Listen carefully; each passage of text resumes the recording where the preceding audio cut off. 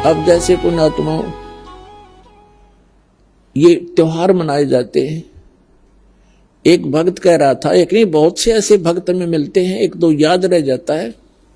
उसने बताया था जब दीक्षा लेने आए किसी भक्त के माध्यम से साथ आए वो, उन्होंने बताया जी हमने आज 10 वर्ष हो गए कोई त्योहार नहीं मना लिया।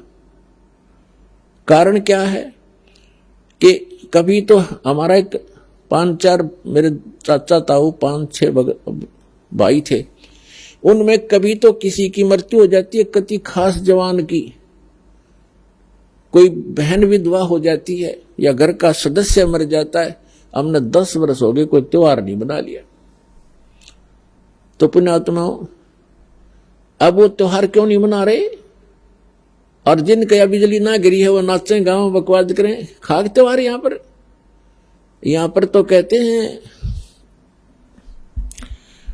परमात्मा कहते हैं कि यदि आपको समर्थ की शरण मिल गई फिर तो यहां आप खुशी मना सकते हो, और वो खुशी भी राम नाम में, भक्ति में। आपका ये त्योहार है सत्संग में आना, परमात्मा की भक्ति करो, सेवा करो, सिमरन करो, दान करो जैसा आपके हाथ से छूटे। तो ये आपकी जो है ना त्योहार है। इसके अतिरिक्त आप क्या देखा दास ने, ये होली मनाते हैं। होली जब से हमें ज्ञान हुआ है हमारे बच्चे भी नहीं करते, छोटे छोटे बच्चे भी अपने घरों में रहते हैं, उस दिन बाहर नहीं निकलते, क्योंकि समाज में ये ज्यादा परंपरा प्रचलित है। तो उस दिन क्या करेंगे, गंदा पानी, रेत, गांव में मतलब बहुत बुरा हाल है, और लाल मुंह कर लेंगे बांदर की तरह, सारे दिन धक्के खांदे आंडे, और हम अपना बैठ कर भजन करें दरवाजा बंद करके। अब जैसे अब ये आएगी क्या नाम, पूर्णमासी, रक्षाबंधन कहते हैं, सारी उल्टी परंपरा काल की।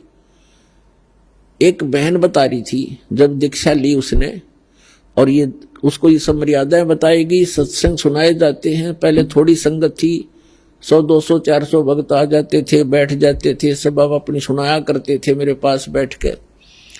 तो एक बहन कह रही थी जी आप, पहली बार तो मैंने दुख हुआ था इस बात का जब ये सुना कि भाई रक्षाबंधन भी भाई का नहीं बांधना है। तो अब मुझे पता चला कि मैं रक्षाबंधन वाले दिन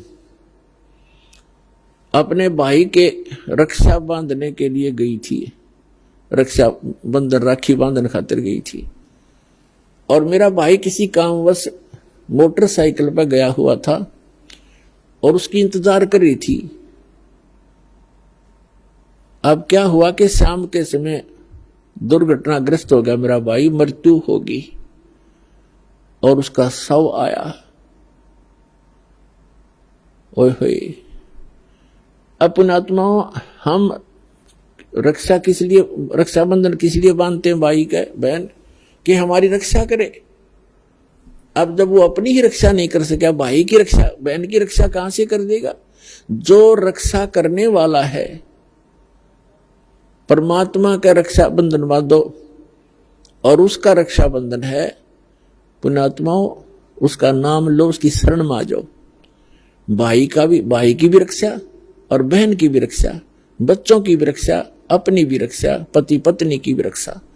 तो हम भूल चुके हैं इन परंपराओं में, परमात्मा को भूल गए और अपने ही इस मकड़ी वाले जाल में फंस कर जीवन नाश कर जाते हैं। तो पुण्यात्माओं इन परंपराओं से हमने वापस होना पड़ेगा और उसी मार्ग पर आए।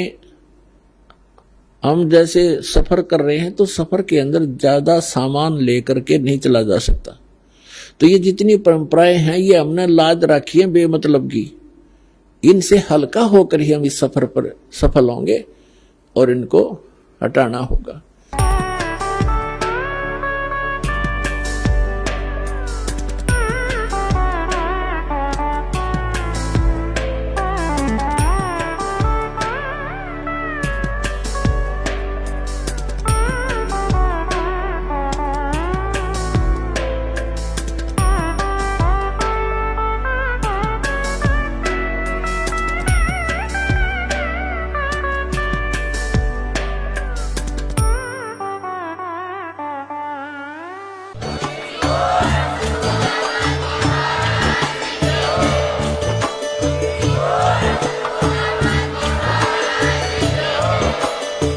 सुन रहे थे जगत गुरु तत्वदर्शी संत रामपाल जी महाराज जी के मंगल प्रवचन। अधिक जानकारी के लिए विजिट कीजिए हमारी वेबसाइट www.jagatgururampalji.org।